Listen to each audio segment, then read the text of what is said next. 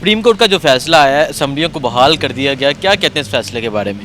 بسم اللہ الرحمن الرحیم۔ پہلی بات تو یہ ہے کہ زندگی میں پہلی دفعہ دیکھا اپنی لائف کے اندر کہ سپریم کورٹ نے ڈائریکشن دی پارلیمنٹ کو کہ وہ اجلاس بلائے اور یہ والا فیصلہ بھی کرے، اور ساتھ یہ بھی کہا کہ ہم نے آئین کی جو رولنگ آئی تھی وہ معطل کر دیا۔ آج تک تاریخ میں ایسی کوئی رولنگ، ایسا کوئی فیصلہ ملا نہیں جس کے اندر سپریم کورٹ نے مداخلت کی ہو پارلیمنٹ ہاؤس کی اسمبلی کی اندر کی کارروائی کے اندر۔ لیکن ایک تو چلو مداخلت ہو گئی، آئین کو متصادم قرار دے دیا، لیکن ساتھ یہ کہنا کہ پرسوں اجلاس بلائیں، کل اجلاس بلائیں، اس چیز کی ہمیں سمجھ نہیں آئی۔ اس چیز میں ہمیں کچھ چیزیں باعث نظر آئیں، کیونکہ سپریم کورٹ ہے، ہمارے قابل احترام ججز ہیں، انہوں نے ایسی بات کی ہے تو ظاہر بات ہے کچھ نہ کچھ انہوں نے سوچا ہوگا ملک کے بارے میں، جس کی وجہ سے انہوں نے ایسی بات کی ہے۔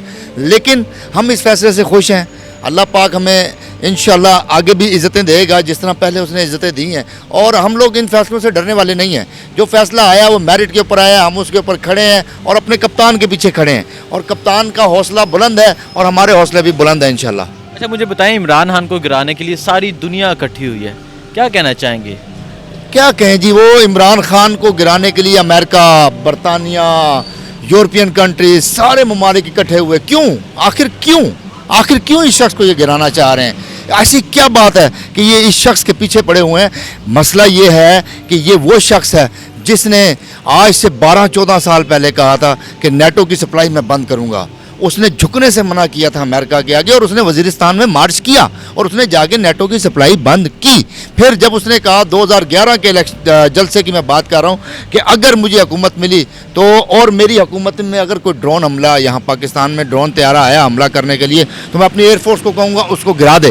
تو یہ اس وجہ سے اس کو جو ہے نا پوری دنیا کی طاقتیں اس کو گرانا چاہ رہی ہیں۔ وجہ کیا ہے؟ وہ بکتا نہیں، وہ جھکتا نہیں، وہ کہتا ہے کہ میری قوم کسی کی غلام نہ بنے، وہ کہتا ہے کہ ہم ان غلامی کی زنجیروں کو توڑ کر اپنا فیصلہ خود کریں۔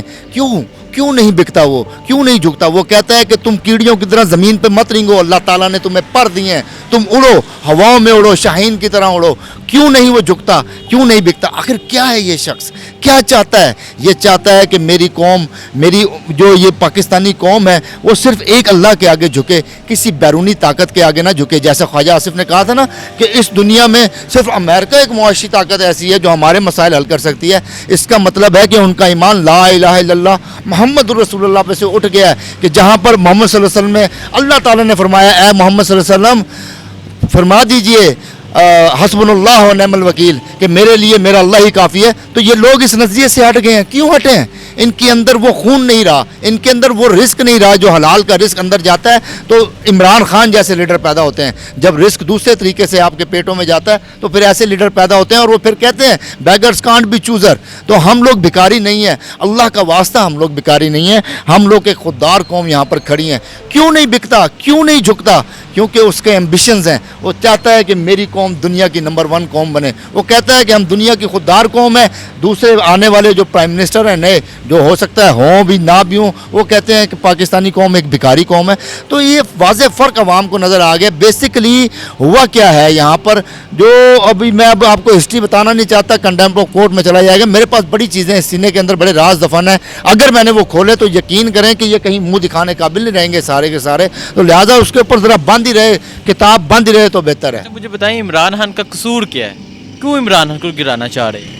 یہ گرانا چاہ رہے ہیں عمران خان کو اس لیے کہ آج سے 20-22 سال پہلے جنرل حمید گل نے کہا تھا عمران خان کے بارے میں کہ دنیا کی کوئی طاقت عمران خان کو خرید نہیں سکتی، وہ باضمیر آدمی ہے۔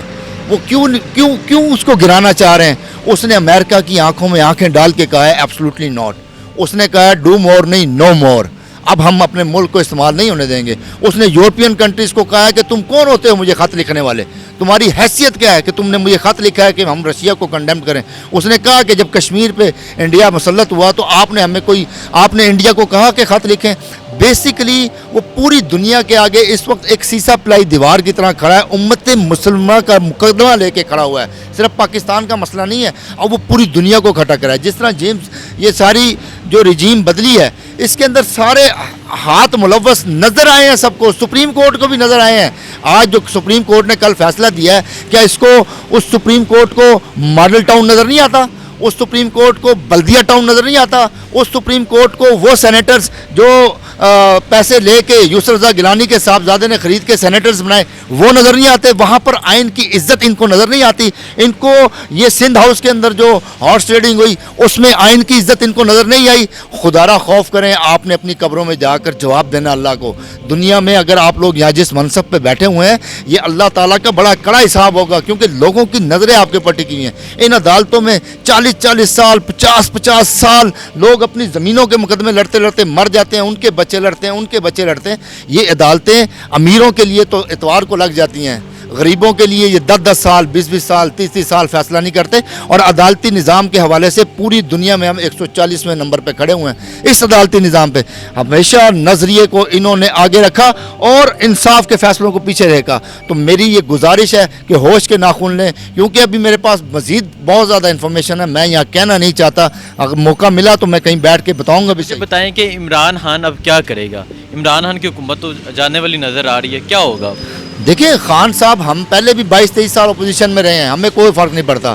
जो खिलाड़ी होता है उसके लिए ये हार जीत इससे कोई मसला नहीं होता, लेकिन जब वो हार के निकलता है तो वो जीत उसकी जो जीत होती है वो कंफर्म हो जाती है। अभी हम आवाम के अंदर जाएंगे। अभी आपने देखा था 27 मार्च को जलसा हुआ है, पाकिस्तान की हिस्ट्री में ऐसा जलसा नहीं हुआ।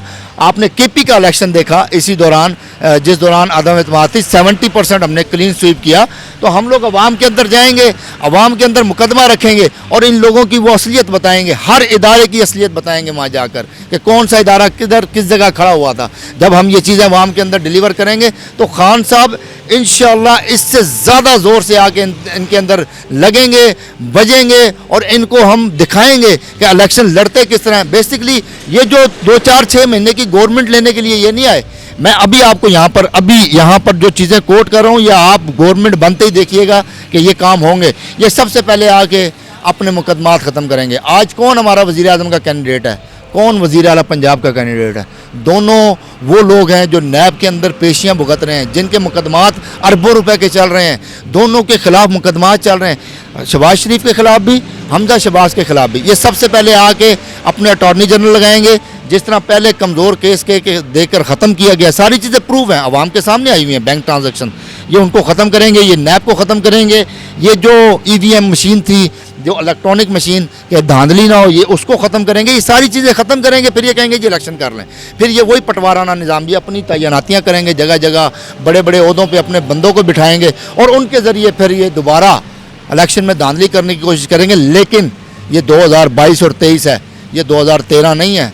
हम आपको वहाँ से पकड़ के घसीटेंगे जहाँ से आप सोच भी नहीं सकते। और इमरान खान गज वज के बजेगा इनके अंदर और फिर इंशाल्लाह 2/3 मेजोरिटी से पाकिस्तान का वज़ीर आज़म बनेगा। इससे 40 साल पहले एक लीडर आया था जिसने हिम्मत की थी और उसको अमेरिका की साजिश ने फांसी चढ़ा दिया था। 40 साल तक इस मुल्क में ग़ुलाम पैदा होते रहे जो अमेरिका के आगे सर झुकाकर खड़े रहे। 40 साल बाद एक शख्स दोबारा उभरा इस मुल्क के अंदर। एक माँ ने दोबारा ऐसा सपूत जमा जिसके बारे में कहा जाता है कि हज़ारों साल नरगिस अपनी बेनूरी पे रोती है, बड़ी मुश्किल से होता है चमन में दीदावर पैदा। तो इमरान खान की सूरत में एक शख्स ऐसा पैदा हुआ, वो ऐसा दीवाना था, वो ऐसा पागल था, वो ऐसा आशिक़े रसूल था। वो कहता था कि मेरी कौम ग़ुलाम नहीं है, हम ला इलाहा इल्लल्लाह के दीवाने हैं। हम सिवाय अल्लाह के दुनिया में किसी और ताकत को नहीं मानते। हम इय्याक नअबुदु व इय्याक नस्तईन पे चलने वाले हैं कि अल्लाह हम तेरी इबादत करते हैं और तुझी से मदद मांगते हैं। उसने दुनिया की ताकतों की आंखों में आंखें डालकर कहा कि मेरी कौम में अब कोई गुलाम पैदा नहीं होगा, मेरी कौम अब किसी की गुलामी नहीं करेगी। अब हम एब्सोल्युटली नॉट पर खड़े हैं और खड़े रहेंगे। हम आज उस इमरान खान को हमारी इस अंदरूनी और बैरूनी साजिश ने मिलकर उसके हाथ पैर बांधकर पार्लियामेंट में हॉर्स ट्रेडिंग के सामने फेंक दिया कि जाओ और यहाँ पर इलेक्शन लड़ो। या उनके हाथ पैर बांधकर उनके सामने फेंक कर बेबस कर दिया। और ऐसा करके क्या ये समझते हैं कि ये खान को शिकस्त दे देंगे? खान दोबारा आएगा और इंशाअल्लाह इससे ज़्यादा ज़ोर से आएगा। और जो लोग जो साजिशें इसके अंदर मुलव्वस थी, मैं जो बाइडन जैसा और वो डोनाल्ड लूज जैसे बंदे जिन्होंने इस मुल्क को ग़ुलाम बनाया, और उनके जो हमायती हवारी यहाँ पर हैं जो कहते हैं बैगर कांट बी चूदर, जो कहते हैं कि अमेरिका दुनिया की सबसे बड़ी मईशत है। हम कहते हैं दुनिया की सबसे बड़ी मईशत है ला इलाहा इल्लल्लाह मुहम्मद रसूलुल्लाह। ہم کہتے ہیں دنیا کی سب سے بڑی معیشت ہے کہ اے محمد صلی اللہ علیہ وسلم کہہ دیجئے حسبنا و نعم الوکیل. ہم کہتے ہیں کہ دنیا کی سب سے بڑی معیشت ہے ایاک نعبد و ایاک نستعین کہ اللہ ہم تیری عبادت کرتے ہیں اور تجھی سے مدد مانگتے ہیں. ہم کہتے ہیں کہ دنیا کی سب سے بڑی جو اس وقت معیشت ہے وہ اللہ اور اس کا رسول ہے, اس سے نہ پہلے کچھ ہے نہ بعد میں کچھ ہے. ہم اسی ایمان اسی نظریے کو لے کر آگے بڑھیں گے اور ان طاقتوں کو, ان جیسے لوگوں کو جو کہتے ہیں کہ پاکستانی قوم ایک غلام بنے, ہم اس غلامی کی زنجیروں کو توڑ رہے ہیں آہستہ آہستہ, اور انشاءاللہ ایک دن آئے گا کہ ہم یہ زنجیریں توڑ کر دنیا کی ایک عظیم قوم بنیں گے. اور ان سب کو جنہوں نے عمران خان کو ایک ہاتھ پیر باندھ کر ہارس ٹریڈنگ کے سامنے اس فرسودہ نظام کے سامنے پھینک دیا, ان سب کو ایک دن ہم جواب لازمی دیں گے انشاءاللہ.